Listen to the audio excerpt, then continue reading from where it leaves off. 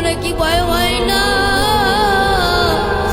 আসরের ময়দানে আমার আল্লাহ কি হিসাব দেবে? আমার আল্লাহ ডাকতে কয়, আমি আল্লাহ আসরের ময়দানে সর্বপ্রথম তোর নামাজের হিসাব দেব। ও বান্দা, আমি আল্লাহ এত দয়ার পাবো, আমি আল্লাহ এত মায়ের হবো, যার নাম যখন চিল্লাইবে আল্লাহ তাড়াতাড়ি নামাজে বরাবর পেটের ভিতরে